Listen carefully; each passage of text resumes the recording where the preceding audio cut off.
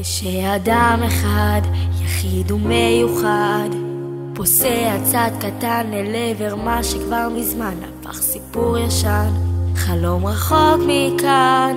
פוסע צעד קטן עושה את הבלתי יאומן מכל האנשים ובין אלפי דעות.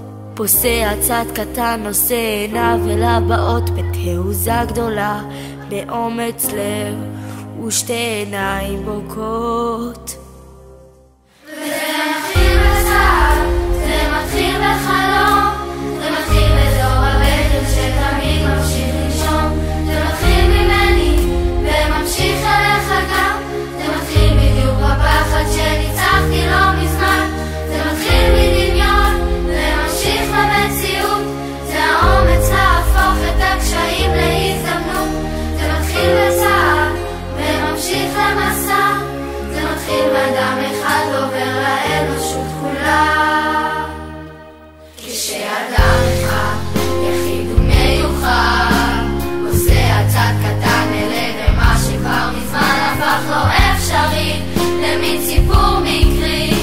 פוסע צעד קטן עושה את הבלתי יאומן, למרות כל הקולות הוא לא ישקוט עד שיסלול דרכו, עד שיפלו כל החומות בתעוזה גדולה, באומץ לב ושתי עיניים בוקעות. וזה מתחיל בצער, זה מתחיל בחלום, זה מתחיל באזור בבטן שתמיד ממשיך לנשום.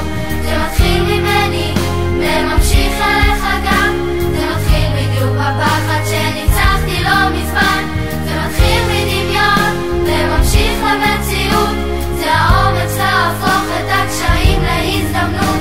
זה מתחיל בצעד וממשיך למסע, זה מתחיל מאדם אחד ועובר לאנושות כולה. יש אלף אנשים ולכולם דעות, אלף מתלבטים אם לחיות או להיות סתם בן אדם, כלוא בין החומות של הפחדים שלו, של אנשים שלא העזו לנסות. תהיה האיש שלא פחד, שלא חשב יותר מדי מה יאמרו ואם כדאי, הכוונה תהיה לך כיוון, האמונה תיתן לך אמון בדרך.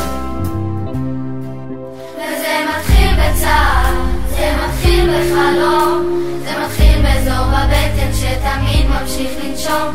זה מתחיל ממני וממשיך אליך גם, זה מתחיל בדיוק בפחד